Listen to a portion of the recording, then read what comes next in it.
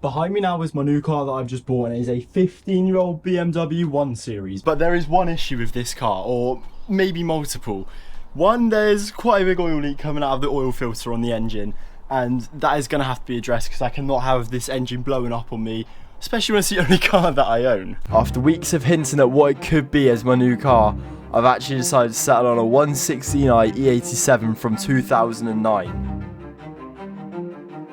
We've got a 4-cylinder engine pushing 122 horsepower under the bonnet, but there are a bunch of issues, including an oil leak out of the oil filter and problems with the thermostat activation. But we've also got mods to do because I've got a certain road trip to Germany planned in a couple of months. Now, despite this being a 116i, it does in fact have a 2-litre engine inside of it, but I mean, it's an inline 4, it's not your 6-cylinder or anything, but a 2-litre as a second car I will absolutely take any day of the week. So why this car, you may ask? Well, I've always wanted something with 5 doors, and the course before obviously had 3, and that was a pain in my backside when getting people in and out of the car. So he's only gone and done it, and he's got a 5-door. But why BMW, you may ask? They have so many issues. Well, I want to learn how to deal with cars, how to fix cars, everything like that. I've got no experience of being a mechanic.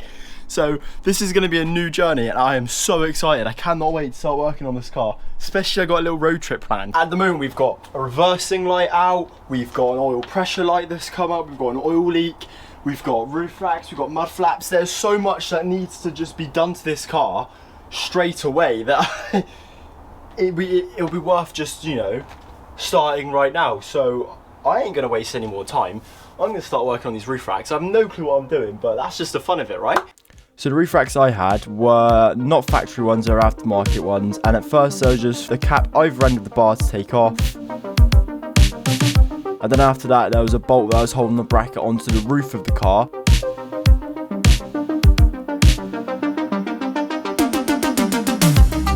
So once I'd taken this off, the roof racks were actually free to be released from the car, almost making it look bold.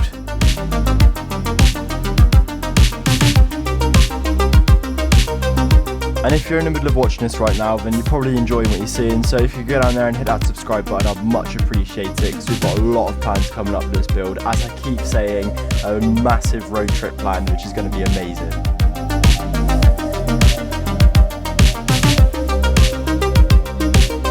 Well then, there we go guys, it actually ended up being really easy. There was 4 caps like this, so it's basically just on either end, and then you pull it, well, you twist them, and these just came right off. They kind of sat on the end there like that, and then there was just a bolt that was just holding this in to the top of the car. Undo that bolt, pull it off, and they just fall apart, these two. Look, the whole thing's just fell apart right now, but that is the roof racks off the car. Nice. So in the year of owning my Corsa, I never once had like a light come up on the dash at all. Not a single one, like ever. And I've had this car now for like 2 weeks or so, and I'm already getting lights come up on the dash. Like we're getting an oil pressure light when I come to a static or like a stop or something after driving. And I'm also getting this light. This light, that's what I'm getting. This light here is obviously showing that a bulb's out, and then when I hold down the button here on the end of my stalk, it's decided to disappear. Hang on, we'll do a little check on the car. Yeah, so when I hold down the button on the stalk for a couple of seconds, I get a reading of saying CCID 117, which when I search that up on the internet, I get this. So it's obviously correlating to my left rear light, or this one here, which is actually quite easy to access. So getting into the boot, there's this little panel here, which you can just pop off like so. And then there's a clip there on the top, and then there should be a second clip somewhere else. Or it might just be that one anyway. And then you can basically just pull the whole light assembly out. I'm not sure if there's a second clip or not, but this allows you to pull this light assembly out. You gotta be careful because obviously you're dealing with a couple of bulbs, but you can get in there and then you can remove the light. So I'm just gonna quickly grab, well, I'm gonna take this out now, and we'll have a look at what we can do with after that.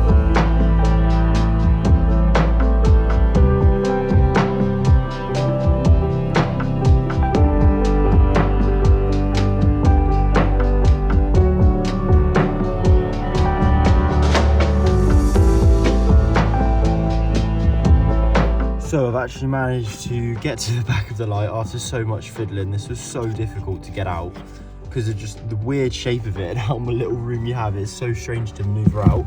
But I've gone and got this new, it's a 16W16 light from Whole Foods. This here cost me like £1.50, and it goes into for that one there. And all you do for this one is you just pull it out or wiggle it out, doing it one-handed like that.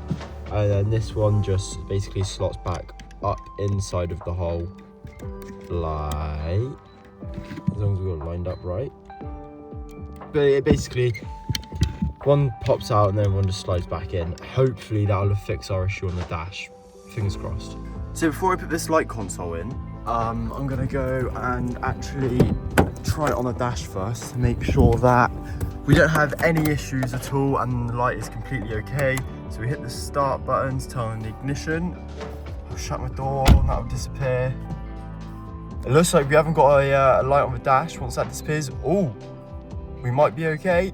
Check okay, perfect. That's absolutely fine. The light is working fine. Get in, right, that is one thing sorted. Next up is the issue in the engine bay with what is possibly an oil leak.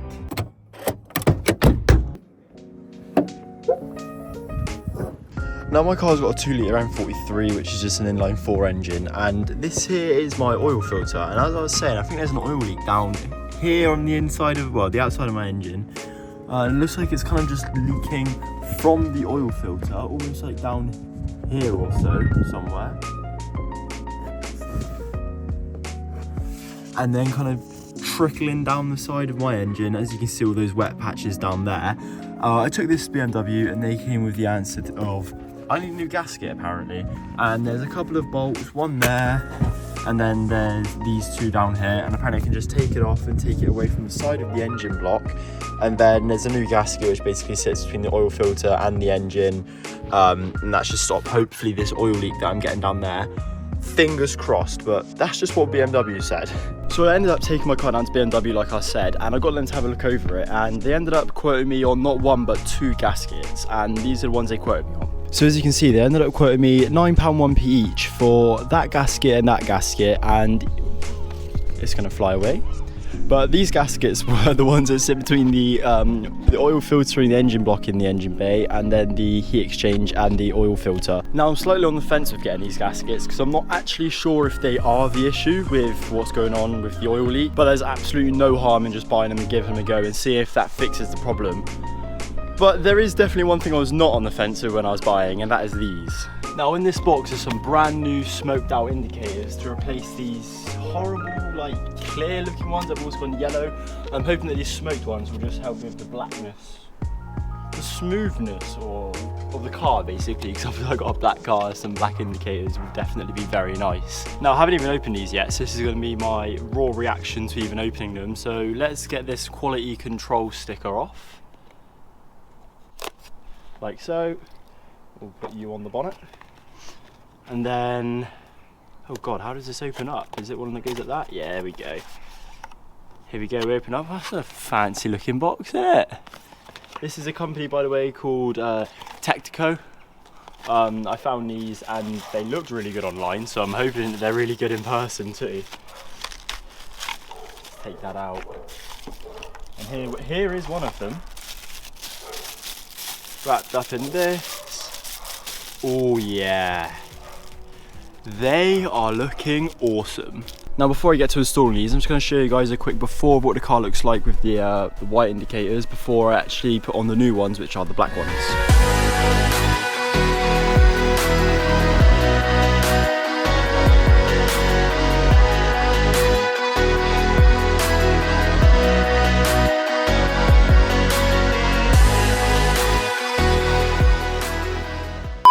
Now, in terms of installation with these, I have absolutely no clue as to what I'm doing. So I'm just gonna, well, I think I'm gonna go look on YouTube first and see if I can find a video of anyone doing it, because I don't know what I'm doing.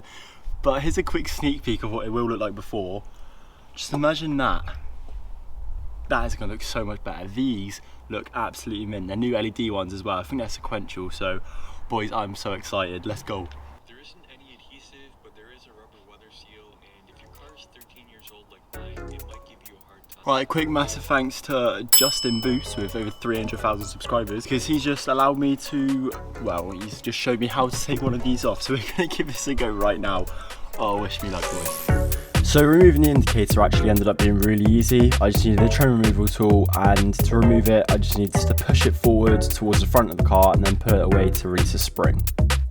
Well, that was a little bit more difficult than I thought, but it wasn't too hard to get these off. Now, that is the indicator popped out, but I'm not sure how I'm gonna change it over to this.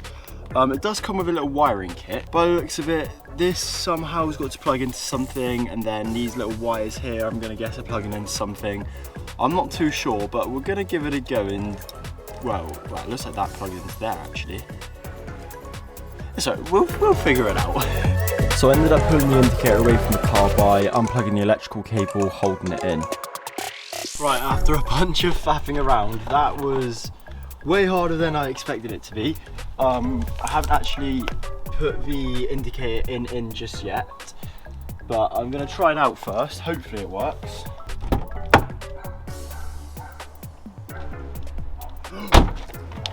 Oh my god, it's working! No way! It's working! I literally just changed the plug around the other way and it's working. Oh my god, yes! So putting the new indicators in were as easy as taking the old ones out. It's just putting the clip in and then pushing the spring back in on the other side. Well, there we go. That is the brand new indicator on that side. Let's have a look. Oh, you do. No. Now that is right, guys. The brand new indicators that I bought to replace the old ones, in fact, stopped working after I put them back in. Now, I'm not entirely sure why, so if you guys know, if you can leave it in the comments, I'd greatly appreciate that. But for now, I've sent these ones back and I've brought some new ones. Hopefully they'll be delivered soon and I can fit these onto the car. Unfortunately, that is everything for this week, guys. Thank you ever so much for watching. If you like the new car and you're ready to see some crazy build take place, because I am going full in this time, I really am, then make sure to go down there and hit that subscribe button. I'll greatly appreciate if you guys do that whilst you're there. Also, if you could leave a like, I'd absolutely love that too. But anyway, I'll catch you next week on Sunday. Have a great week. See you then. Peace out. Smudge.